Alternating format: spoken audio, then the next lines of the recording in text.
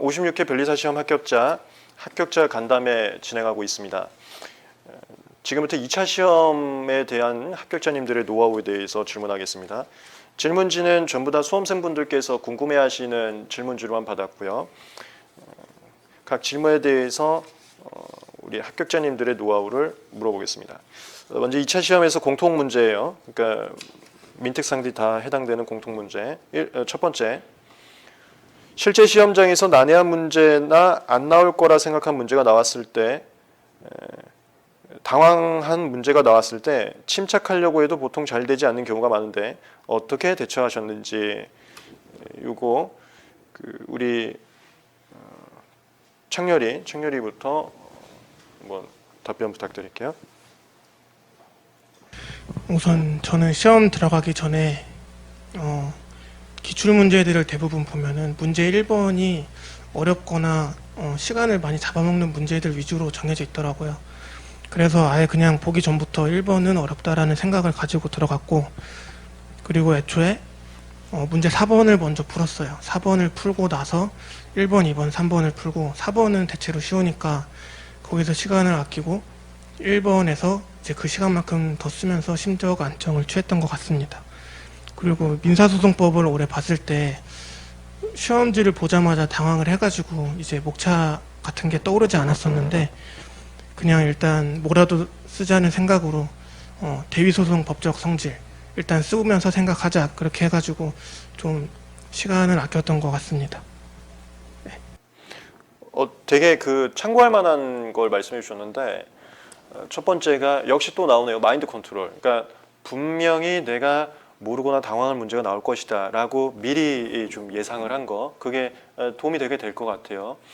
그리고 두 번째가 그동안의 기출 문제를 좀 잘 분석해 보니까 쉬운 문제들이 좀 뒤에 있기도 했다. 이거는 제가 항상 또 상담할 때 많이 받았어요. 그 합격자분들 상담할 때 시험 끝나고 나서. 그래서 올해도 그렇겠거니를 예상을 한 상태에서 이거는 괜찮다는 게 입증됐으니까 또 되게 좋은 사례가 된 것 같은데요. 흔히들 1번부터 다행히 쓰거든요. 불안해서 문제를. 근데 우리 이창열 변리사님은 4번부터 썼대요. 그래도 점수가 상당히 잘 나왔습니다. 그게 또 아주 좋은 그런 모범 사례로 하나 참고 내용이 될 수 있을 것 같고요. 그 다음에 사실 이거는 우리 이창열 변리사님이 또 되게 그동안에 연습을 많이 했겠죠.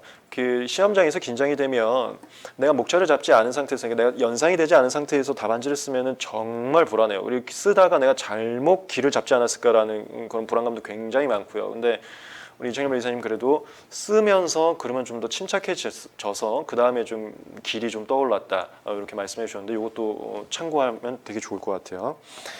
그 다음에 우리 희정이.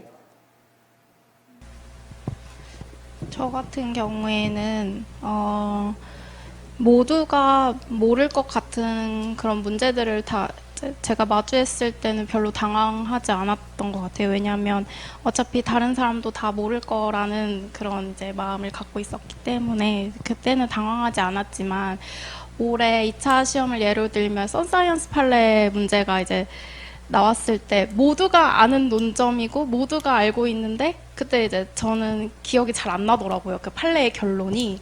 그래서 그때 굉장히 많이 당황했는데, 이럴 때 대처법은 그 문제에서 시간을 오래 끌지 않겠다라고 마음을 먹고, 그때부터 이제 시간을 자기가 정해놓고 그 시간 안에는 그 문제를 다 해결하고 이제 다음 문제로 넘어갈 수 있게끔 하는 게 좋은 것 같습니다.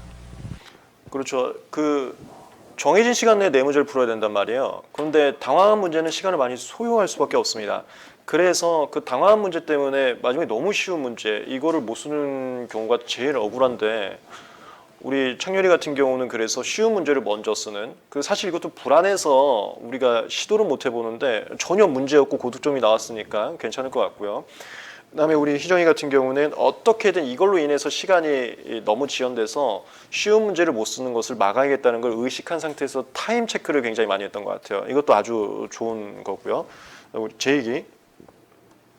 네, 저 같은 경우도 이제 제가 못 본 문제는 다른 사람들도 못 봤을 것이다 라는 생각으로 해서 이제 시험장에서는 전혀 긴장을 하지 않았었고요. 근데 이제 상표를 문제를 풀다가 이제 햄버거 문제였는데 이제 논리를 세우는 과정에서 목차가 전혀 정말 이제 감이 잘 안 잡히더라고요. 그래가지고 이거는 시간이 흘러가면은 점점 불안감도 커지고 그래서 이제 어떻게든 써 나가는데 이제 그때 당시에는 이거는 어떻게든 써야 된다라고 해서 이제 그냥 제가 맞다고 생각하는 문제를 이제 답을 썼는데 이제 다 쓰고 나니까 이게 맞나? 이게 불안감을 되게 많이 가졌었어요. 근데 이제 결과를 받아 보니까 이제 생각보다 좋은 점수가 나왔는데 이제 어떻게든 이제 본인이 세운 논리를 가지고 결과를 이제 이끌어 나가면은 점수 받는데 크게 지장이 없다고 저는 개인적으로는 생각을 합니다. 우리 장재익 변리사님이 굉장히 좀 남자답고 그런데 떨지 않는 게 정말 중요합니다. 굉장히 좋은 얘기 해주셨어요. 떨면 1차건, 2차건 실력 발휘가 안 돼요. 되게 본인 실력보다 점수가 되게 낮아져요. 그래서 우리 그 합격자분들은 제가 아까도 말씀드렸지만 그들만의 사소한 미묘한 차이도 있긴 있지만 공통점도 분명히 있어요. 우리 세 분 전부 찬찬히 생각을 해보시면 공통점이 마인드 컨트롤 되신 분들입니다. 그러니까 미리 예상도 했고요. 최대한 시간 체크도 했고요. 우리 장재익 변리사님은 남자답게 딱 전혀 안 떨었고요. 이게 안전 합격자분들의 공통점이 있어요. 여러분들도 앞으로 이제 1차를 보실 분들도 있을 거고 2차를 보실 분들도 있을 건데 반드시 1차건, 2차건 100% 모르는 문제가 나옵니다. 당황한 문제가 반드시 나와요. 거기서 전혀 떨 필요 없어요. 기죽지 말고 뭐라도 쓰면은 상당히 좋은 점수 나옵니다. 네. 그 다음에 기출문제 공부법이 따로 있었는지 이것은 우리 사실 우리 희정이가 우리 2차 종합반 제 거에 전신을 같이 했던 친구고요. 우리 제 얘기는 저희 2차 종합반 분이고요. 그 2차 종합반에서 처음에 시작할 때 이 기출문제 풀이만 했었어요. 기출문제만 한번 잘 분석해서 그동안의 시험 경향이 어떻고 이 시험 경향의 특유의 답안지 스타일은 이렇게 하면 되고 이걸 굉장히 많이 연습을 했었거든요. 그거 우리 희정이한테 한번 물어볼게요. 기출문제 공부법에 대해서 특허법 같은 경우는 우리가 되게 깊게 기출문제들만 분석을 했었는데 분석하고 나서 따로 이렇게 공부한 게 있었는지. 저는 그 2차 관리반을 맨 처음에 이제 할 때 들어가서 기출문제를 한 5년치 정도는 변리사님이랑 되게 많이 꼼꼼히 보고 저도 같이 쓰고 그랬던 것 같아요. 이제 그걸 통해서 이제 기출 문제가 이렇게 묻는 바가 모호한 경우가 많은데 이제 그거를 정말 이 문제에서 어떤 걸 의도했는지를 좀 파악하는 그런 과정 훈련들을 했더니 그런 것들이 좀 도움이 많이 되었던 것 같고 그다음에 상표나 민소는 그냥 사례집에 실려있는 기출문제 정도 보는 거였던 것 같아요. 지금 또 참고할 만한 게 이것도 1차하고 2차하고 마찬가지예요. 제가 강의할 때마다 얘기를 드리지만 2차는 제가 사례 강의에서 기출문제를 보고 있고요. 현재 1차는 기출문제 풀이 강의가 따로 있고요. 거기서 말씀드리지만 문제가 조금 아쉽게 거의 100% 1차고 2차고 다소 명료하지 않은 문제들이 항상 나옵니다. 그걸 미리 경험하고 미리 연습해오는 게 굉장히 중요해요. 이런 상황 나왔을 때 어떤 감각으로 1차는 객관식을 선택해야 되고 2차는 어떻게 쟁점을 준비해서 써야 되는지를 경험하는 게 그러니까 그 내용의 공부가 아니고요.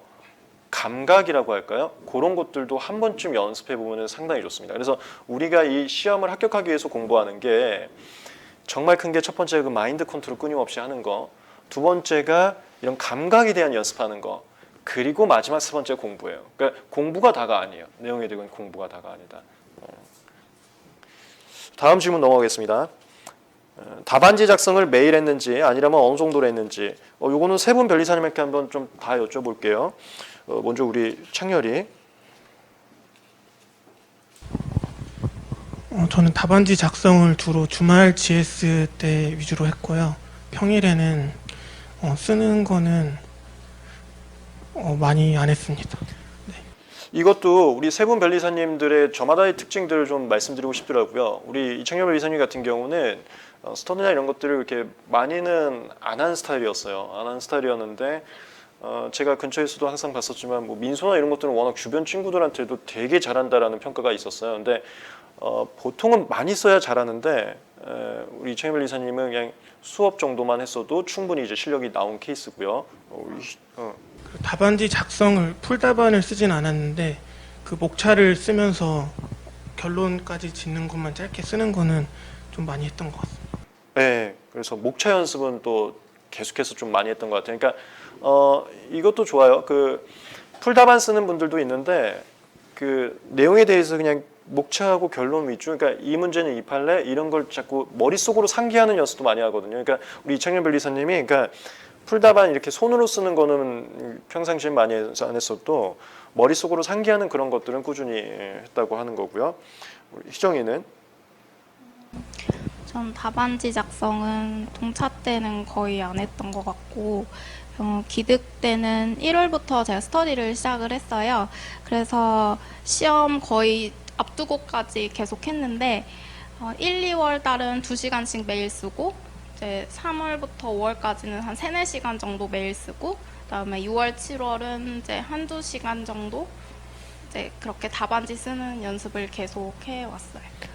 그래서 우리 그 희정이는 답안을 상당히 많이 썼어요. 그러니까 풀답안으로 썼어요. 그러니까 우리 이창현 변리사님은 그 목차 위주로 머릿속으로 상기하는 연습을 굉장히 많이 한 거고, 우리 희정이는 풀답안 쓰는 연습을 굉장히 많이 한 거고, 제 얘기는 이제 네, 이제 저 같은 경우는 이제 동차에서 기득으로 넘어가는 지금 이제 딱 지금 이 시간이었는데 이제 9월부터 12월 정도까지 민소랑 특허는 거의 50점씩 해서 1시간 분량을 꼭 잡아서 매일 풀었었고요. 그리고 이제 1월부터는 이제 GS 시즌으로 넘어가면서 이제 GS 주말에 이제 쓰는 걸로 대체를 하고 평일에는 이제 목차 잡는 거는 꾸준히 계속해서 네, 잡아봤습니다.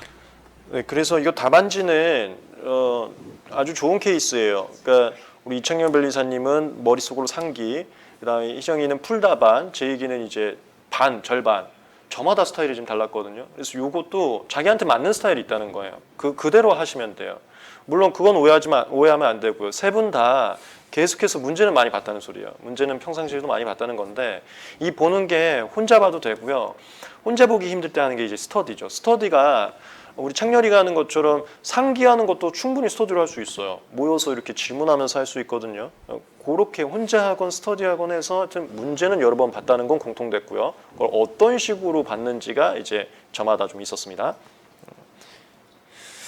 그래서 우리가 이제 답변하는 것 중에서 공통적으로 나오는 거는 여러분들도 그건 갖추는 게 좋아요. 아까도 제가 말씀드렸지만 합격자들만의 공통점이 분명히 있어요. 그거는 따라가시는 게 좋고요. 그건 저도 답변들을 해주실 때마다 잡아드릴게요. 그 다음에 그 외에 차이점이 있는 게 또 상당히 많아요. 그래서 이 차이점은 아까도 말씀드렸지만 나만의 스타일에 따라서 하는 거면 되기 때문에 내가 이렇게 했을 때 남이 이렇게 하면 걱정하지 말라는 그런 식의 도움을 좀 받으셨으면 좋겠어요. 다음 질문 넘어가겠습니다. 이것은 또 1차 공부하고도 연계가 될 것 같긴 한데 하루에 한 과목 집중 공부와 여러 과목 공부 중 어느 것이 좋다고 생각하는지 이것도 세분 변리사님한테 한번 여쭤볼게요. 이거 다양할 수 있거든요. 이 방식도. 창렬이.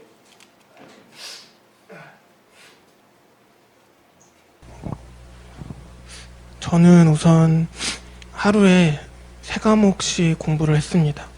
오전하고 오후하고 저녁 이후 이렇게 정해서 이제 3과목을 나눠가지고 공부를 했는데 뭐 어느 게 좋다고는 말씀드리긴 어려운 것 같아요. 그냥 한 과목을 꾸준히 하는 사람도 있고 결국에는 그냥 꾸준히 하는 게 중요한 것 같습니다. 그렇죠. 그러니까 이건 스타일이 있다는 소리예요. 우리 희정이.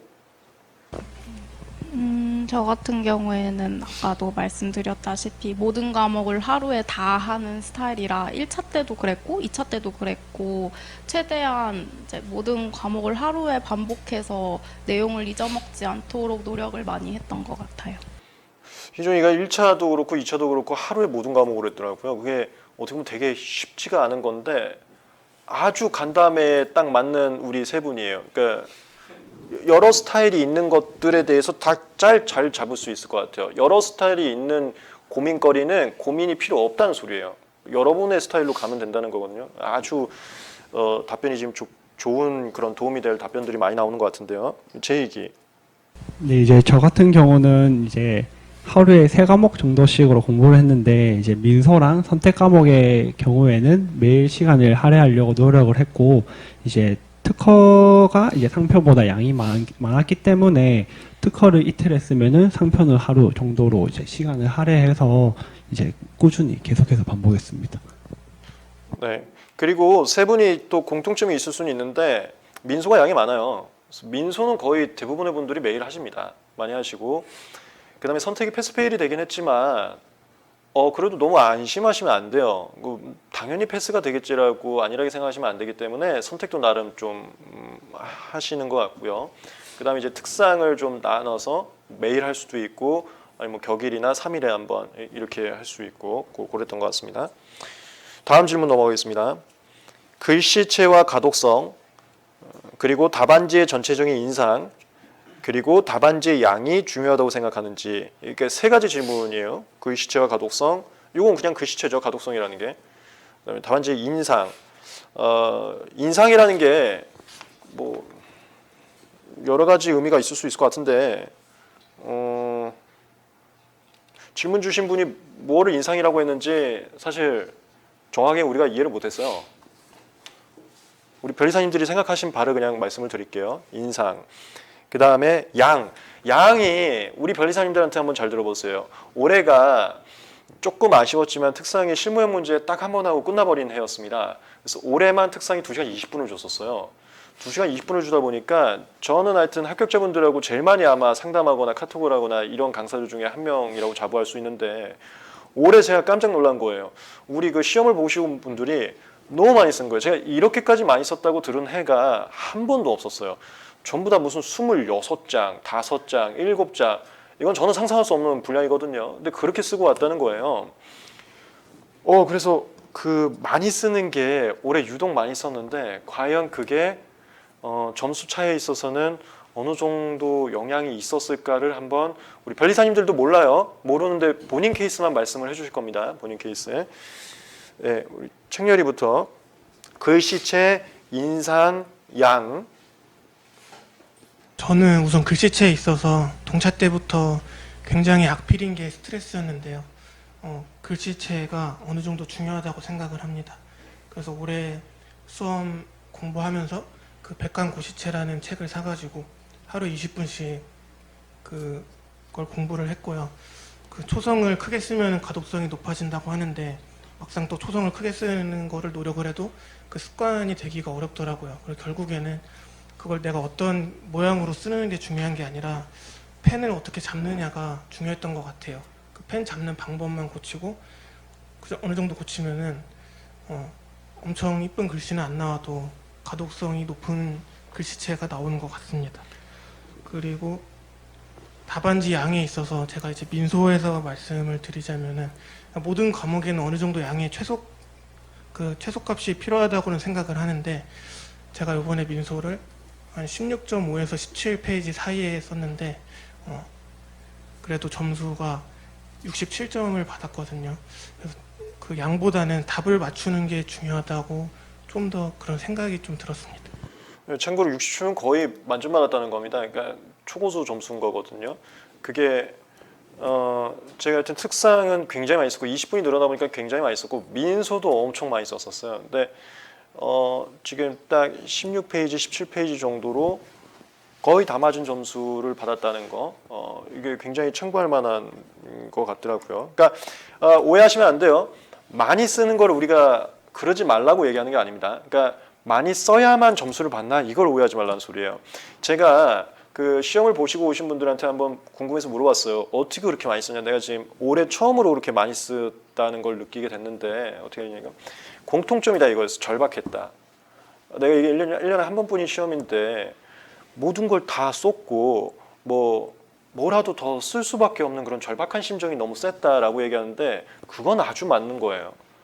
절박한 상황에서 뭐라고 쓰고 있는 게 되게 맞아요. 맞는데 다시 한번 말씀드리지만 많이 쓴 것이 뭐 잘못됐다, 그럴 필요 없다 이런 식으로 얘기하고 싶은 게 아니고요.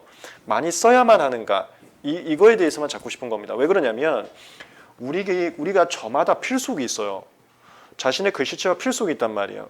필속을 너무 빨리 하면 글씨체가 망가지고 글씨를 좋게 하면 필속이 느려져요. 근데 글씨가 좋으면서 필속이 느린 분들은 20페이지 넘게 쓰려고 하면 그게 스트레스가 됩니다. 근데 내가 20페이지를 안 넣으면 나만 남들하고 답안지가 너무 차이가 나고 혹시 불합격되는 거 아니야를 너무 잡아주고 싶었던 거예요.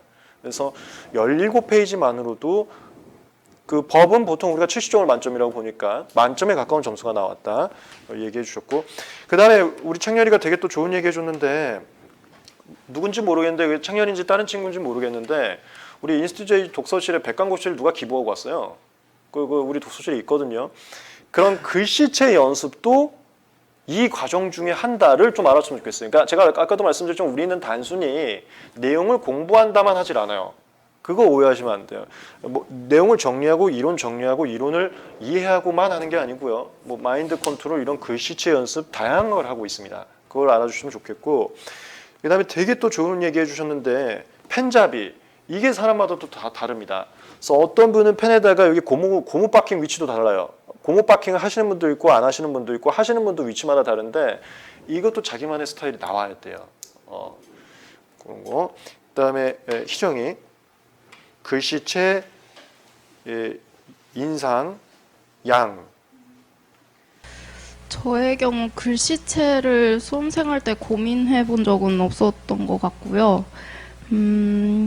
답안지 양은 최소 16페이지만 넘으면은 크게 이제 양에 대해서는 걱정하지 않아도 될 것 같고, 오히려 양보다는 이렇게 답안지를 좀 논리적으로 작성해서 답안지의 전체적인 인상을 좋게 하는 게 더 중요하다고 생각합니다. 희정이는 제가 진짜 자신 있게 칭찬할 수 있는데 제 근처에서 굉장히 밀접하게 봐왔으니까, 물론 저도 이제 GS 수업을 하거나 이런 거라면 제가 첨삭을 못해요. 그걸 하는데 희정이 답안지는 제가 많이 봤는데 참 잘 써요. 참 잘 쓰고 지금 좋은 얘기 해줬는데, 이게 양 늘리려고 문제에서 묻는 쟁점 이외에 너무 벗어난, 너무 멀리 간 일반론을 목차를 많이 잡으려고 합니다. 그 다음에 지금 뭐 민소는 그런 수업이 별로 없는데 특상 같은 경우 일부 수업은 자꾸 목차 위주의 수업을 많이 하거든요. 그게 이제 양 늘리기고, 그 다음에 논리적인 글을 쓸 수가 없어서 단답식으로 쓰다 보니까 이제 목차를 좀 많이 잡는 건데, 그게 우리 종국적인 그 점수 나오는 데 있어서는 크게 영향을 안 미쳤어요. 그러니까 목차를 많이 늘려서 양을 많이 하는 게 꼭 좋은 점수가 나왔냐? 그건 아니었고, 그 다음에 희정이는 또 중요한 얘기를 해주는데 인상. 그러니까 그게 목차를 하나하나 많이 잡아서 목차가 많아야 점수가 좋냐 그렇게 생각하지 않고 읽혀지냐를 지금 얘기한 거예요. 우리 교수님들이 채점할 때 특히나 유독 올해 같은 경우는 20페이지가 너무 많이 늘어갔고 채점할 때 되게 힘드셨을 것 같아요. 그럼 보자마자 점수가 나올 거거든요. 너무 길다 보니까. 이랬을 때 과연 목차 많이 잡는 게 중요하냐 아니면 보자마자 읽히는 게 중요하냐, 요거에 있어서 우리 희정이는 논리적인 읽히는 게 더 중요할 것 같다. 내 생각은 그랬고 내 점수도 그렇게 좀 나온 것 같다라고 얘기를 해준 거고요. 그다음에 제 얘기. 이제 저 같은 경우는 이제 글씨체가 아주 이쁜 편도 아니고 아주 못난 편도 아니었는데 이제 독서실을 이제 별리사님 독서실 다녔었는데 이제 백강고시체 책을 보고 따라 써봤는데 결국에는 다시 제 글씨체로 돌아오게 되더라고요. 그래서 이제 그거는 이제 본인이 정말 필요하다고 생각하시는 분들만 이제 따라 하면 된다고 생각을 하고요. 그리고 답안지 같은 경우는 이제 저도 이제 목차를 잡는데 너무 힘이 들더라고요. 그래서 이때는 뭐 어떤 이제 목차를 써야 되고 이때는 어떤 목차를 써야 되고 왜 이때는 판례를 이렇게 쓰는데 저때는 저렇게 쓰지? 이런 고민을 되게 많이 했었는데 이제 결국에는 시험 앞전에 다다라서는 진짜 정말로 간단한 진짜 문학판검 이것만으로도 정리를 했던 것 같아요. 이제 물론 배점에 따라서 목차가 달라질 수는 있지만 그것만으로도 실제로 점수 받는데 지장이 없다고 이제 생각을 합니다. 네. 네, 우리 그 정재희 변리사님도 또 비슷한 얘기를 해주셨는데, 그러니까 민소에서는 그런 강의가 많이 없어요. 그래서 민소는 어떤 강의를 들어도 믿고 따라가시면 되는데, 이제 일부 뭐 특허나 상표 일부 강의에서 자꾸 목차를 굉장히 강조하는 강의들이 있단 말이에요. 그러다 보면 수험생들이 이 쟁점에서는 이 목차 써야 되고 저 쟁점에서는 저 목차 써야 되고 이걸 기계식 목차 암기라고 또 강의를 하다 보니까 이걸 스트레스를 너무 많이 받는 거예요. 그리고 그 수험생분들이 다 의심은 갖고 있어요. 이게 누가 정한 목차고 또 왜 이쟁점하고 조쟁점이 저 목차가 달라야 되지? 이런 거요.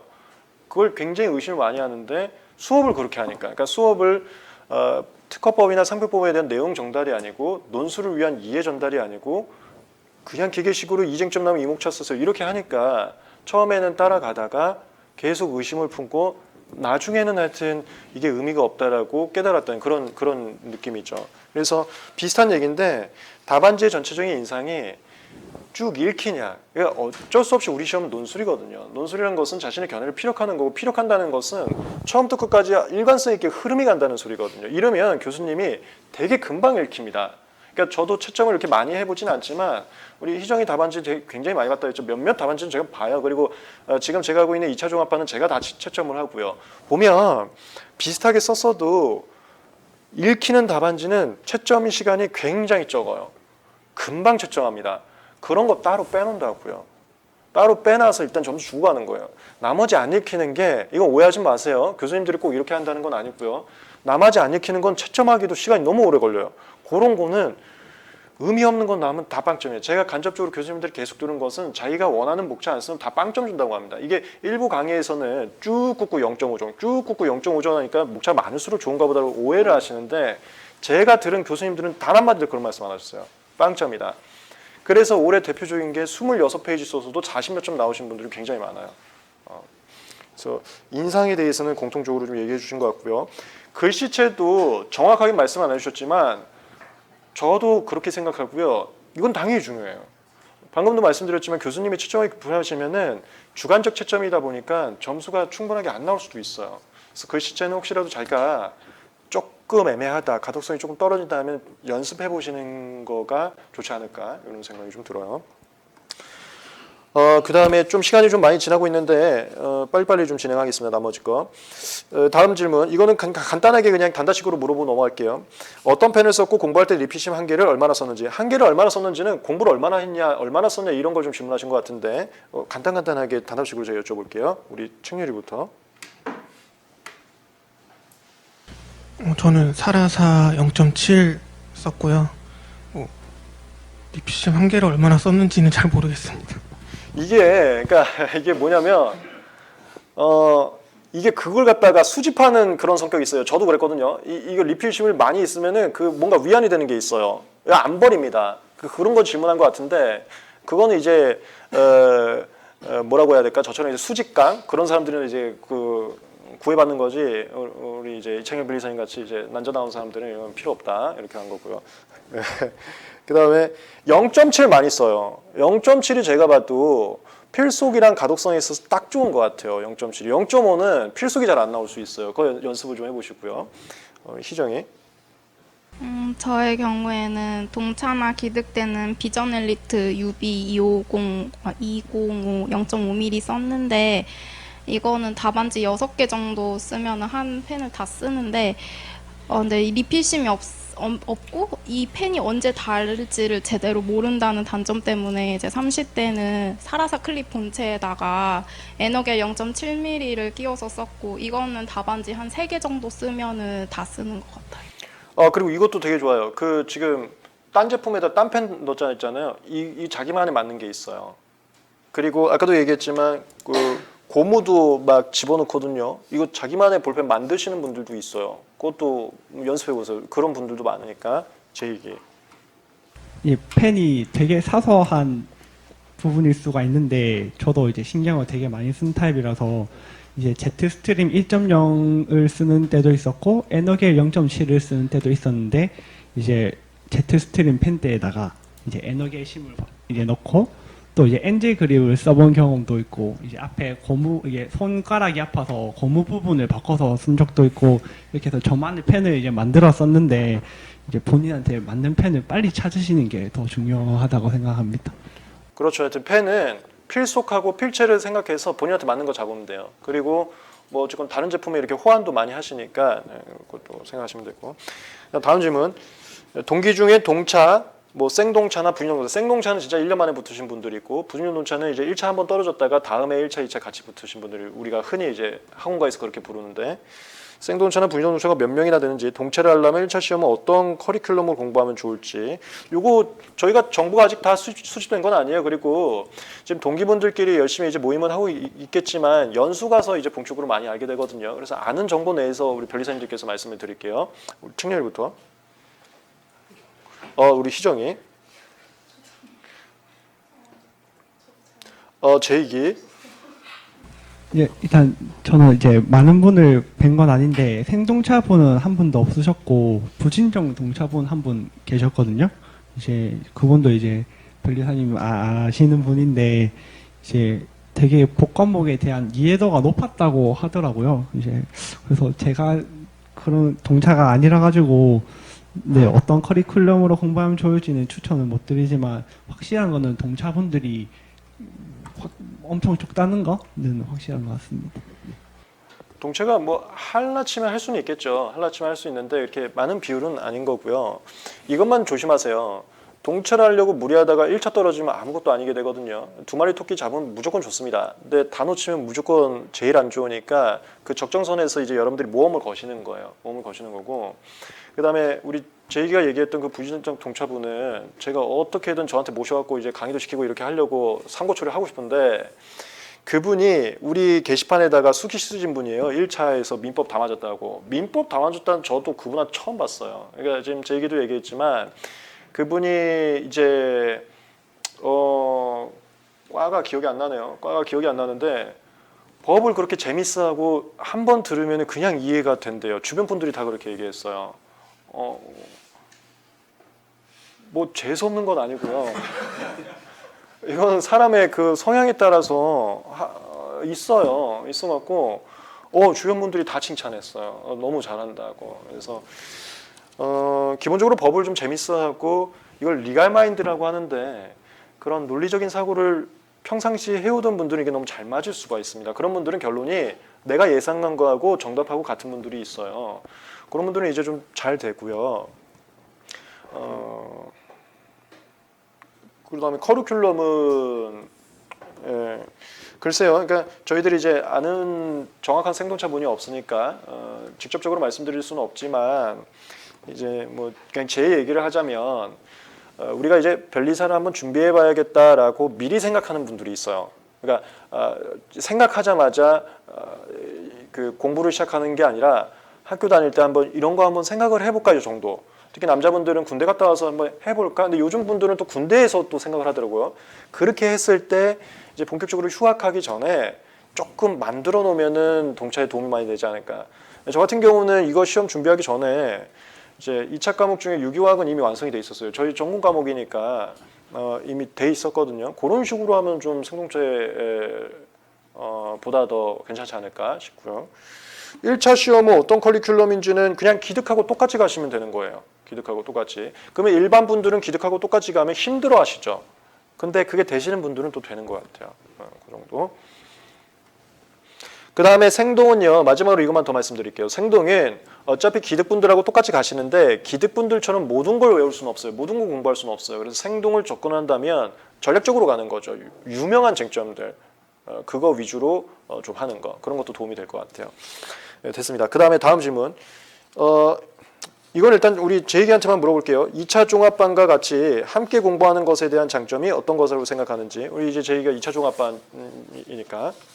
이제 제가 2차 종합반을 다녔었는데 이제 아까도 이제 말씀드렸듯이 저는 이제 지방에서 올라온 터라서 같이 공부할 사람이 아무도 없었어요. 그래서 이제 변리사님 특허 이제 전담반에 등록을 하게 되면서 이제 같이 공부할 수 있는 분이 생긴 거가 정말 좋았고, 그리고 이제 또 이제 스터디를 같이 하면서 공부 방향을 어떤 식으로 설정을 해 나가야 되는지 또는 어떤 고민들을 같이 하고 있는지 이제 그런 것들을 서로 얘기해 보면서 이제 그런 위안감도 얻을 수 있었고 자신감도 얻을 수 있었고요. 그리고 이제 특허를 이제 중점적으로 이제 가르침을 받다 보니까 이제 특허에 대해서 이제 크게 불안감이나 이런 것들이 이제 커지지 않는 그런 계기가 되었던 좋은 시간이었던 것 같습니다. 저도 이 2차 종합반을 강조하는 게 뭐 수업 외적으로 되게 강조를 하고 싶어요. 그러니까 1차는 혼자 공부해도 괜찮은 경우가 굉장히 많은데 물론 2차도 혼자 공부하시는 분들은 많은데 2차 쉽지 않아요. 공부할 때 슬럼프도 많이 오고 그다음에 외골수라고 할까? 여러 가지 스타일이 있는 건 분명히 맞지만 조금 핀트가 잘못 어긋나면 시험하고 좀 다른 길을 갈 수도 있어요. 그런 것들을 이제 함께하면 같이 으쌰으쌰해서 슬럼프 극복도 되고 같이 정보 교환 이런 거 굉장히 많이 하게 되거든요. 그런 거에 도움이 되게 많이 받을 수 있어요. 그래서 함께한다는 거의 장점. 제가 2차 종합반은 계속해서 그냥 스파르타처럼 여기에 그냥 계속 모셔놓으려고 해요. 계속 같이 있으라고. 그러니까 사람들하고 같이 있으라고. 그게 공부 외적으로 상당히 도움이 된다고 생각해서 저는 강조를 하고 있는데 그런 거 좀 한번 우리 장재희 변리사님한테도 좀 얘기를 들어본 것 같고요. 예, 그 다음에 넘어가겠습니다. 그 다음에 선택 과목에 대해서 질문 드리겠습니다. 지금 선택 과목이 이제 패스페일이 시행이 되고 있어요. 2차 선택 과목이 패스페일로 변함에 따라 난이도 상승이 있다고 생각하는지, 이 난이도 상승이 그러니까 선택 과목에 대한 난이도인지 아니면 전체적인 그 변리사 시험에 대한 난이도인지 모르겠는데 우리는 그냥 변리사 시험에 대한 난이도라고 이해를 할게요. 난이도 상승이 있다고 생각하는지, 그다음에 선택 과목에 대한 효율성을 높일 수 있는 공부 방법 전략이 있는지, 요거 우리 창렬이.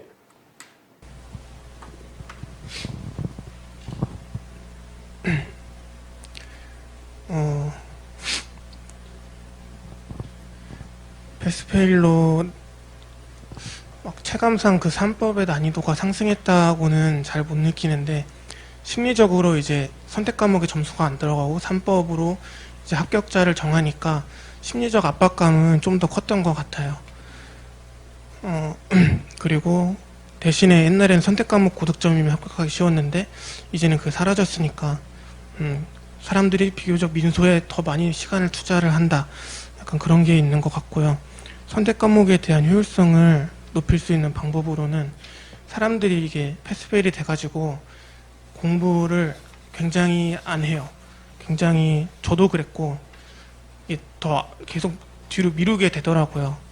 그래서 그거를 좀 할 수 있는 방법이 뭐냐면은 같은 전공 과목 선택자들끼리 모여가지고 일주일에 뭐 2시간이라든지 문제를 풀면은 그 심리적으로도 자기가 선택에서 어느 정도 점수는 나올 수 있다는 것도 보장도 되고 반강제적으로도 공부가 되는 것 같습니다.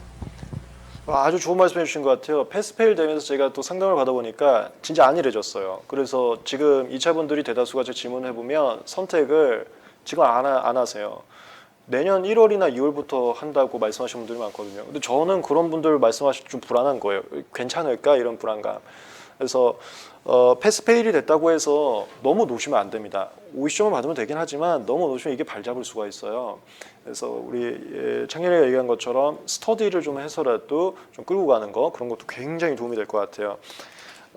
그 다음에 전공 과목에 대한 수준이 어느 정도면 2차 선택으로 디보하는 것이 좋을지, 요거는 한번 세 분한테 개인적인 견해를 다 여쭤볼게요. 지금 여기 있는 분들은 저 포함해서 디보가 없어요. 없고, 저 같은 경우는 아까도 말씀드렸지만 이거 변리사 시험을 준비하기 앞서서도 어차피 저희 전공 과목이다 보니까 좀 유효하게 좀 완성이 돼 있었는데, 우리 세 분한테 한번 여쭤볼게요. 먼저 창렬이. 저는 우선 제어공학 선택자인데요. 이게 뭐 디보를 하는 것이 좋느냐 이거에는 정확한 답은 없는데 각자가 우선 그 선택 과목에 대한 기출 문제들을 좀 풀어보고 할만하다 싶으면은 그 전공 과목으로 진입하는 게 전체적인 공부량을 줄이는 데는 도움이 많이 되는 것 같아요. 그리고 올해 디보 그 점수를 봐도 디보도 만만치 않으니까 각자의 선택에 따르겠지만 저 같은 경우는 제어 기출을 보고 풀만하다 생각해서 진입을 했던 것 같습니다. 네, 그래서 한번 기출을 보고 자신이 한번 어느 정도 할 수 있을지 가늠해서 괜찮다면 과학으로 가는 게 좋을 수도 있다라는 희정이. 저의 선택 과목은 유기화학이었는데요. 처음에 이 선택 과목을 이제 선택하기 전에 저는 학교를 다니면서 시험 준비를 했기 때문에 유기화학 과목을 이제 수강하면서 좀 더 집중적으로 공부를 해놨던 것 같아요. 그래서 그래서 이제 그 이후에 기출 문제를 보았고 기출 문제가 어느 정도 제가 풀 수 있는 정도라고 판단이 되어서 유기화학을 선택을 했고 이제 디보를 선택하는지 아니면 자기의 전공 과목을 선택하는지는 이제 기출 문제를 일단 먼저 보시고 이제 그거를 이제 자기가 할 수 있을지를 판단을 하는 게 가장 중요한 것 같습니다. 두 분 말씀 좀 공통되시네요. 하여튼 전공으로 약간의 그런 베이스는 있었는데 그걸 토대로 기출을 봐서 괜찮을지 아닌지를 가늠해서 이제 과학 쪽으로 선택을 하셨다는 말씀인 것 같고요. 제 얘기. 네, 이제 저는 이제 연력학을 선택을 했었는데 이제 그 저희 벨리사 시험에 나오는 연력학은 주로 이제 기계 연력학이 주로 출제되는 편이고요. 이제 저 같은 경우는 이제 재료 연력학 쪽을 공부했었는데 이제 중복되는 부분이 많이 없더라고요. 그래서 이제 제가 잘못 알고 이제 진입을 한 것도 있는데 이제 실제 시험에서 공부를 했던 게 이제 3분의 1도 이제 도움을 안 받았던 것 같아요. 이제 그럼에도 불구하고 저는 연력학을 선택을 했었는데 이제 연력학을 이제 공학 과목을 선택을 하면은 정답을 맞추면은 온전히 자기 점수를 가져갈 수 있다는 이점이 있어서 이제 그런 것도 한번 네, 고려해 보시면 좋을 것 같습니다. 예, 그래서 오늘 우리의 간담회에서는 과학이 그래도 조금은 안정되지 않을까라는 얘기가 나오긴 했는데 다만 이제 과학은 분명히 그건 있어요. 그 약간의 베이스가 없으면 시간은 굉장히 많이 걸리는 건 있어요. 그래서 기출 문제 보시고요. 내가 조금만 더 하면은 풀 수 있을 것 같은데 하면은 과학을 일단 추천드리고 그렇지 않은 경우에는 디보도 한번 고민해 보시는 그 정도로 정리할 수 있을 것 같아요. 다음 카테고리로 가겠습니다. 민사소송법 질문이에요. 민사소송법 사례집을 전부 외웠는지 요거는 또 공부 방식이 다 다를 수 있거든요. 한번 세 분한테 단답식으로 간단히만 여쭤볼게요. 우리 청렬이부터. 사례집을 전부 외웠는지. 사례집을 전부 외웠다는 게 뭔지 잘 모르겠는데요. 사례집을 이제 그 파란색 사례집 책을 읽어서 어느 정도 논점이 공통된 것들은 목차가 비슷하잖아요. 그 비슷한 목차들을 정하고 그냥 어떤 판례, 어떤 결론 이런 식으로만 외웠던 것 같습니다. 그렇지. 그래서 사례집을 외웠는지만이 아니라 우리가 그냥 통틀어서 민소를 뭐 사례집을 많이 봤는지 아니면 어떤 식으로 공부했는지 이렇게 좀 통틀어서 여쭤볼게요. 그래서 우리 정혜블 리사님 같은 경우는 사례집을 이제 한번 좀 여러 번 본 것 같고 그런 식으로 이제 했다는 거고요. 희정이 그러니까 공부 방법까지도 그냥 한번 여쭤볼게요. 사례집에 국한되지 않고 어떤 걸 위주로 공부를 했는지. 저의 경우에는 매 2차 시험마다 사례집은 한 2, 3회독씩만 했던 것 같고 이제 논점을 뽑아내고 그냥 이런 연습을 하는데 사례집을 활용을 하고 나머지는 다 기본서를 보는데 집중을 했던 것 같습니다. 제 얘기.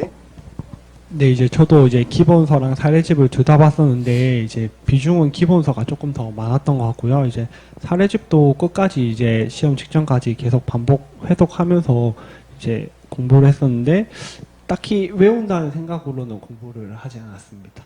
네, 그러니까 기본서를 좀 여기 계신 분들은 메인으로 좀 했던 것 같아요. 특히 우리 이청현 변리사님이 민소가 굉장히 좀 높게 나왔는데 더 추천할 만한 그런 공부법이 있을까요? 하여튼 우리 이청현 변리사님은 우리 뭐 독서실에 계신 분들이나 주변 분들한테 하여튼 유명했어요. 민소는 참 잘한다고 유명했었고 본인도 이제 민소에 대한 자신감은 상당히 있었고 그리고 아까도 얘기 나왔지만 선택이 패스페일이 되면서 이제 앞으로 대다수의 우리 경쟁자까지는 아니고 하여튼 우리 수험생분들이 민소를 열심히 하겠지라고 생각을 해서 더 열심히 했던 그런 것도 좀 있었고요. 민소가 이제 다른 분들도 말하듯이 제일 공부한 만큼 점수를 주는 과목이잖아요. 그래서 공부할 때 특허 상표보다는 스트레스가 덜했고요. 저 같은 경우는 이제 제가 서브노트를 만들어서 그 책으로 공부를 하고 사례집하고 GS에서는 판례, 결론 이런 식으로 맞추는 식으로 공부를 했어요. 그리고 제 서브를 그냥 이제 회독수를 늘리면서 했는데 회독을 엄청 많이 한 것 같아요. 엄청 많이 외우고 어느 정도 민소는 특히 목차가 정형화돼 있으니까 그렇게 하고 어떻게 하면 고득점을 할까 고민을 많이 해봤는데요. 제가 검토나 특히 결론이란 목차에서 한 줄로 치고 넘어간 거에서 점수를 못 받더라고요, 보니까. 그래서 그런 곳에서도 보완을 많이 해서 일단 정형적인 목차에서 그 목차의 내용을 3줄 이상은 쓰자, 그런 식으로 썼던 것 같아요. 그리고 저는 서브를 했는데 서브 노트를 만드는 거는 추천드리지 않고요. 시중에서 뭐 누구는 기본서를 공부했다, 누구는 어떤 얇은 책으로 공부했다 이러는데, 민소에서 가장 중요한 거는 결국에는 그 한 책을 계속 판 사람은 고득점을 나오더라고요, 주변에도. 그래서 하나를 선택했으면은 그거에 단권화를 하든지 그 한 책 가지고 열심히 하는 게 도움이 많이 되는 것 같습니다. 그 참고할 만한 점은 뭐 방금도 말씀하시지만 사실 민사법부 강사님들은 다 법대에서 기본적인 강의를 수업도 들어보신 분들이잖아요. 그래서 법학에서 말하는 그 논술 답안지를 어떻게 쓰는지를 알고 계세요. 근데 제가 아까도 말씀드린 특상에서만 이상하게 자꾸 이목차 써라, 이목차 써라, 목차 위주의 강의가 나온단 말이에요. 그래서 이창민 선생님도 얘기했지만 민소는 정형화된 목차가 있어요. 사실 논술에서 목차가 쟁점마다 다른 게 그게 더 이상한 겁니다. 딱 정형화된 학설 판례 검토이 돼 있어서 목차에 대한 부담감은 없었고, 나머지가 이제 내용이니까 내용을 반복 해독해서 하면은 되겠구나라는 그 안심이 있었던 거예요. 안심이 있다 보니까 계속해서 꾸준하게 어떤 한 책을 외우고 하는 데 있어서 자신감이 있었던 거죠. 그렇게 하고 그 다음에 논술이지 않습니까? 결국 이제 검토를 자신이 견해를 얼마나 논리적으로 잘 쓰는지, 그게 이제 기존의 책에 잘 돼 있으면 그대로 써도 되는데 이걸 또 잘 했다는 거죠. 그게 제가 이제 강의할 때마다 계속 강조하지만 특성에서도 이어져야 된다를 계속 말씀드리는 거니까, 목차가 중요한 게 아니고 논술하는 게 중요하다. 그러니까 공부에 대해서 자꾸 이 공부를 해야 되는 저 공부를 해야 되는지가 고민거리가 아니에요. 그 법대는 정형화된 게 있다고요. 그럼 그거를 계속해서 매진을 했으면 좋겠어요. 근데 너무 다양한 소리들을 자꾸 이렇게 나오다 보니까 혼란 갖다가 이것도 저것도 공부를 못하게 된 거예요. 그건 방금도 말씀해 주셨지만 하나라도 정확하게 외우면은 상당히 잘 나오거든요. 그런 거 참고할 만한 점이었던 것 같습니다. 그 다음에 이제 특상으로 가겠습니다.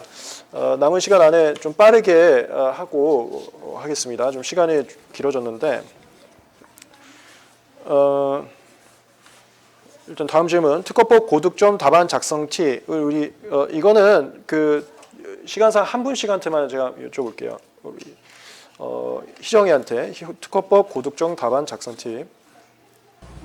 저는 특허법을 이제 잘 고득점하기 위해서는 조문과 판례의 취지를 정확히 이해하는 것이 가장 중요하다고 생각을 해요.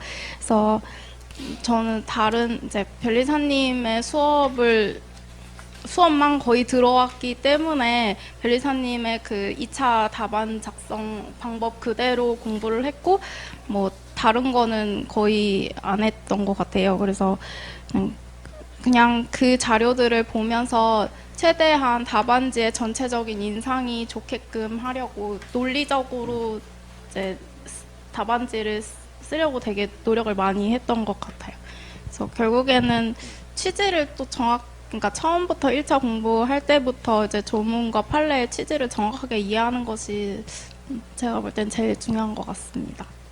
그래서 우리 희정이하고 많이 이렇게 물어보니까 희정이 같은 경우는 단다시게 암기를 안 했고 취지를 어떻게든 이해하려고 했고, 취지가 이해다 보니까 답안지에도 판례를 거의 원문 그대로 썼대요. 그러니까 그게 되게 힘든 겁니다. 그러니까 외우려고 노력하더라도 그게 잘 안 외워지는데 취지를 자꾸 이해하려고 하니까 본인은 됐다 하더라고요. 그러다 보니까 인상이 굉장히 좀 좋아졌고, 그래서 점수도 나름 괜찮게 나오지 않았나라고 이렇게 생각을 하더라고요. 사실 그러니까 두 문자 따서 외우는 게 나쁘다는 건 아니에요. 나쁘다는 건 아니지만 가끔 특강이나 이런 데서 교수님들께서 빈약할 수 있다는 지적은 항상 있거든요. 그러니까 판례에 대해서 풍부하게 좀 써봐라, 그래야 온전한 점수를 줄 수 있지 않겠냐라는 말씀들이 좀 많아서 조금 더 논술적으로, 그러니까 왜냐하면이 붙으면서 쓰는 거, 그거를 좀 연습하면 좋은데 그건 이제 두 문자를 못 따고 길어지니까, 그러다 보니까 암기하기가 어려워서 참 난관이 있는 부분이었는데, 그것을 이제 우리 희정이 같은 경우는 취지를 이해하려다 보니까 좀 극복할 수 있었다라는 것 같았더라고요. 그 다음에 다음 문제, 상품권 고득점 답안 작성. 요거는 또 희정이한테 그냥 간단하게 그것만 제가 여쭤볼게요. 이게 우리 희정이가 그 김영남 변리사님 또 수업도 들었었는데 거기서 이제 도움이 됐던 점 요거 하나만 이렇게 좀 제가 여쭤보겠습니다. 제가 작년에 이제 김영남 변리사님의 실전 GS를 들었던 것 같은데 그렇게 이제 그분의 수업에서 가장 좋았던 점은 강사님께서 직접 첨삭을 해주시기 때문에 제가 부족한 점이 무엇인지 직접적으로 알 수 있고 그리고 편하게 여쭤보면서 저의 부족한 점을 이렇게 채워 나갈 수 있다는 점이 제일 좋았던 것 같습니다. 그래서 꼼꼼한 첨삭이 아무래도 당연히 도움이 될 수밖에 없어요. 그게 이제 강사님들이 다 하고 싶은데 이제 그 어떻게 보면 뭐 여러 가지가 있죠. 뭐 열정이라던가 이런 것도 좀 있거든요, 분명히. 근데 김은하 변리사님 같은 경우 워낙 저보다도 열정이 많아갖고 1대1 첨삭들을 많이 해줬나 보더라고요. 그게 이제 답안 작성에 참 도움이 당연히 되는 거죠. 그건 누구나 아마 그럴 겁니다. 네, 그 다음 질문. 특허 상표 답안지에서 판례 비중과 사안 포섭 비중을 어느 정도로 쓰는지 검토에 생각을 많이 반영했는지 요거는 이제 전원에게 여쭤볼게요. 한번 우리 청렬이부터. 저는 특허 상표 답안지에서 판례 비중을 상당히 크게 적었습니다. 저는 특허 상표 같은 경우는 엄청 초고득점을 나오기 위한 전략을 짠 게 아니어서 여기저기 다 답안 작성법도 다르고 혼란이 많이 오더라고요. 그래서 그냥 제일 공통된 것 중에 하나가 판례를 정확히 써라였는데 그래서 판례를 정확히 외우는데 큰 비중을 뒀어요. 그리고 상표는 이제 사안도 중요하니까 사안을 쓰는데 사안을 막 짧게 쓰는 게 아니라 좀 포섭을 해가면서 그 문제에 있는 사실관계를 포섭해가면서 그렇게 썼고요. 검토는 거의 저는 안 썼습니다. 판례를 그냥 길게 쓰고 판례에 나오는 논거도 그냥 판례에 논거라고 쓰고 그런 식으로 길게 썼던 것 같아요. 그래서 이제 저는 수업할 때 그 판례에서 말하는 그 왜냐하면을 목차를 검토에다가 이제 쓰라고 이렇게 얘기하지 않습니다. 우리 이제 창렬이 같은 경우는 그 판례에서 나오는 논거도 판례 목차를 써서 판례의 결론, 판례의 논거 이렇게 썼다는 거예요. 그러니까 창렬이가 얘기하는 것도 참 어려운 건데 두 문자를 따면 그렇게 절대로 못 외우는데 거의 판례 원문을 그러니까 외웠다는 거죠, 창렬이도. 그래서 판례를 굉장히 풍부하게 썼다. 이게 그 어떤 특강에서 또 그런 말씀을 하셨대요. 그러니까 저는 이제 판례의 태도인 결론 위주로 쓰고 판례에서 말한 검토를 이제 검토 목차로 써서 검토 목차를 좀 있어 보이게 하는 것이 좋다라고 했는데 어떤 교수님은 또 판례는 판례에다 다 쓰고 검토는 자신만의 걸 써야지 해서 판례를 길게 쓰라고 얘기를 했다는 거예요. 그래서 작년에 많은 고민을 하다가 교수님들마다도 얘기가 좀 있으니까 그러다가 그냥 판례에다가 싸그리 모아서 그러니까 논거를 안 썼다는 게 아니에요. 판례 안에다가 판례 논거를 아주 자세하게 썼다는 거죠. 그렇게 했다는 거고 상표 같은 경우는 이제 좀 비중을 맞춰서 사안 포섭도 좀 중요하다 보니까 좀 비중을 맞췄다는 거고요. 그다음에 우리 희정이 사실 판례라는 게 되게 많잖아요. 근데 이거를 모든 판례를 문구를 다 외우고 들어갈 수는 없는 것 같고 저의 경우에는 그래서 이제 그 해에 항상 중요하다고 이제 강사님들께서 뽑으시는 판례들이 있는데 이런 판례들은 계속적으로 무한 반복해서 읽어서 이제 이 판례들은 문구를 변형하지 않고 거의 그대로 약간 복붙 하듯이 답안지에 적고 나왔던 것 같아요. 그리고 사안 위주의 문제들 같은 경우에 특히 이제 상표 같은 경우에는 이제 판례도 판례지만 판례 이제 요건이 있으면은 그 요건에다가 사안 포섭을 해서 사안 포섭도 좀 길게 하는 식으로 상표 같은 경우에 사안 비중이 조금 더 높았던 것 같고요. 검토의 경우에는 이제 조현준 변리사님의 그 답안지처럼 그냥 그 정도의 검토만 했고 저의 개인적인 생각 같은 거는 제가 좀 취지 이해를 많이 했다고 했는데 그 취지를 많이 이해하고 있어서 이런 점은 좀 검토에 적어주면 좋겠다 했던 부분들만 적었고 거의 저의 생각을 반영하려고 하지 않았던 것 같아요. 쓰면서.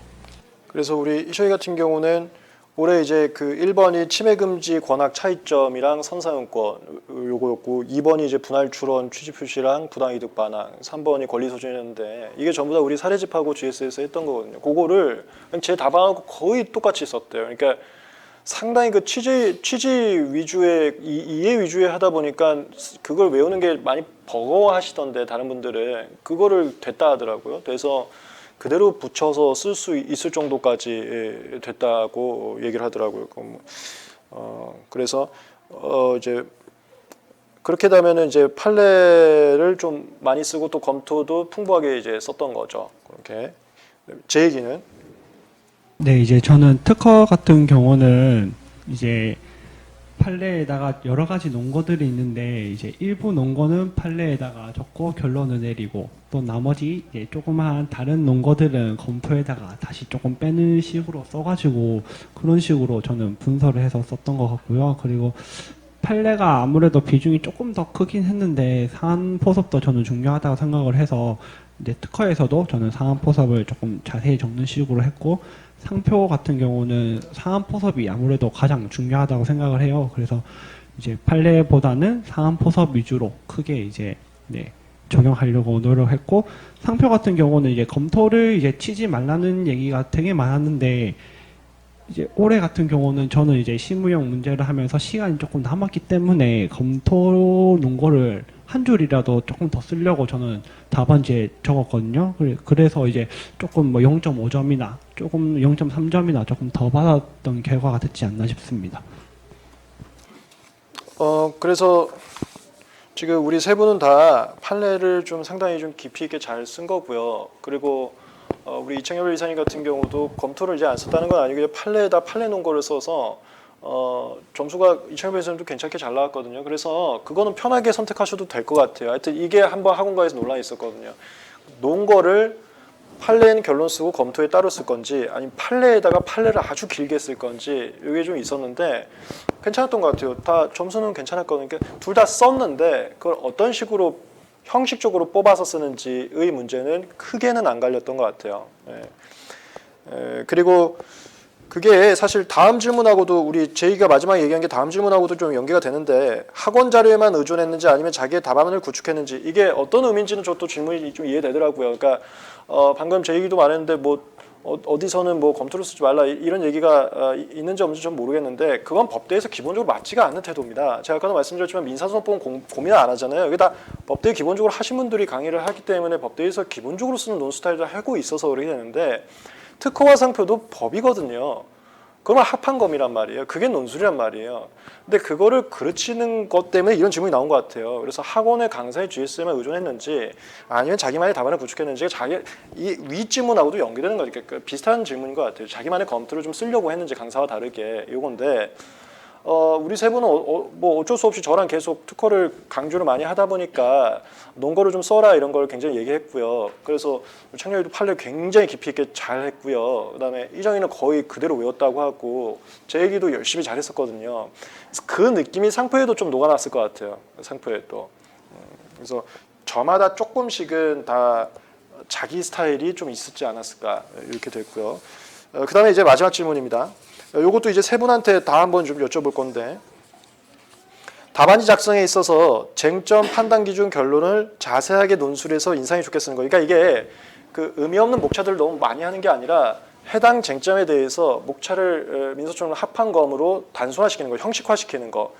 이게 좋은지 아니면 쟁점과 관련이 없어도 약간의 연관이 있는 소목차를 많이 작성하는 것이 좋은지 둘 중에서 득점 적합성에 좋다고 생각하는 것은 이거 세 분한테 다 여쭤볼게요. 우리 창렬이부터.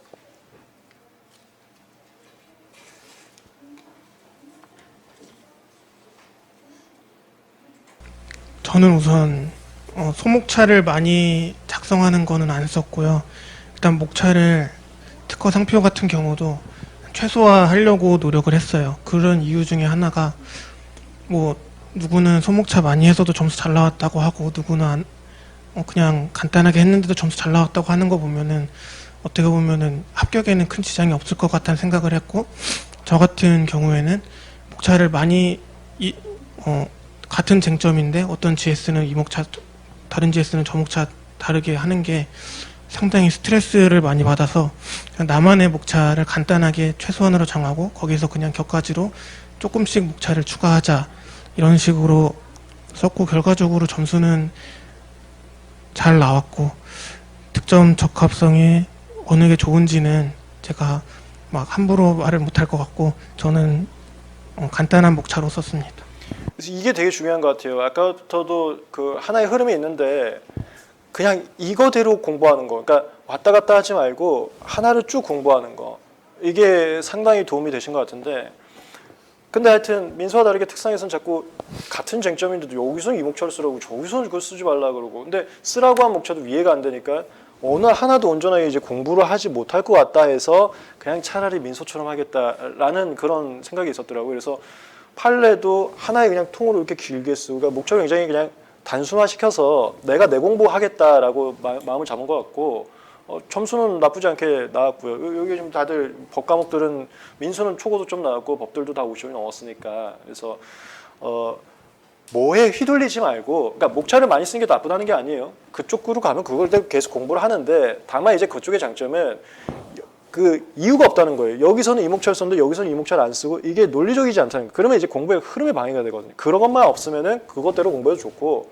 아니면 이대로 공부해도 좋고, 뭐가 좋은지보다는 뭐 하나라도 정확하게 외우고 잘 머릿속에 남자. 아까 민소도 한 권이라도 잘 외우자, 이런 내용이었던 것 같습니다. 그러니까 자기한테 흔들리지 않는 뭔가 하나를 외우면 될 것 같아요. 근데 저는 하여튼 강조하는 게, 쟁점마다 목차 강의들은 목차가 다르단 말이에요. 난 그게 너무 흔들리지 않을까라고 생각되는 거예요. 그리고 그런 게 논리적이지도 않거든요. 그럴 바에 차라리 정형화시켜서 깔끔하게 합판검이 맞지 않나라는 생각, 그냥 제 개인적인 생각이에요, 이거는. 그 다음에 희정이. 저의 경우에도 목차는 최대한 단순하게 잡으려고 노력을 했고요. 이제 쟁점과 관련된 거랑 관련해서 이제 제가 경험한 거를 이제 말씀드리면, 제가 작년 상표 시험에서 그 좀 쟁점과 관련이 없어도 그냥 이건 좀 일반론식으로 많이 바르자는 생각에 되게 양을 많이 채워서 이제 나왔어요. 근데 이제 생각보다 점수가 많이 안 나오더라고요. 그래서 올해 이제 이 쟁점과 관련 없는 건 좀 적게 적되 대신에 좀 논리적으로 답안지 인상을 좀 좋게 해서 쓰자라는 그런 생각을 좀 했고, 그래서 그런 식으로 좀 판례 취지나 아니면 논리적으로 적는 그런 연습을 해서 이번 상표가 작년보다 8점 정도 올랐거든요. 그래서 그런 거를 이제 비춰 보았을 때 쟁점과 관련이 없는 거는 안 적는 게 좋지 않을까라는 개인적인 생각을 했습니다. 우리 희정이가 상표가 굉장히 잘 나왔어요, 올해. 굉장히 잘 나왔는데, 하여튼 어느 쪽도 오해하지 마세요. 그러니까 자기만의 그 공부만 딱 일관되니까 나한테 맞다, 이것만 있으면 괜찮은 거예요. 그다음에 제 얘기. 네, 아까 말씀드렸듯이 이제 그런 쟁점별로 목차를 잡는 게 저는 따라요 되게 힘들어서 최대한 간단하게 하려고 노력을 했고요. 그래서 이제 시험장에서 이제 쓰다 보면은 마지막에 항상 1분이나 3분 이렇게 남는 분들이 종종 계세요. 이제 저 같은 경우도 시간이 조금 남았고, 이제 그렇게 됐을 때 다시 이제 자기가 썼던 답안지를 쳐다보면서 이제 소문제 옆이나 판례 옆에 이 쟁점이 어디에 해당되는지 여부, 이거를 추가로 저는 적어줬고, 이 대시표를 해서. 그래서 시간이 되는 분들은 이제 그런 식으로 조금의 스킬을 이제 조금 적용시킬 수 있는 방법도 있으니까, 이제 자신의 역량이 되는 한에서 이제 그런 이제 고득점 점수들을 받는 계기가 될 수 있었으면 좋겠습니다. 네, 그래서 오늘 공부 자세 공통, 그리고 1차 시험, 2차 시험에 대해서 합격자분들의 노하우에 대해서 한번 소개를 드렸고요. 이것이 지금 공부하시는 1차 시험 준비생, 그리고 2차 시험 준비생분들한테 참고 자료가 됐으면 좋겠어요. 그러니까 세 분께서 공통된 사항에 대해서는 본인들도 한번 따라해 보시려고 노력하시고요. 공통되지 않은 사항에 대해서는 편하게 생각하는 그런 게 이 영상의 취지가 됐으면 좋겠습니다. 세 분 나와주신 우리 변리사님들께 너무 감사드리고요. 오늘 영상 여기까지 하겠습니다. 네, 감사합니다.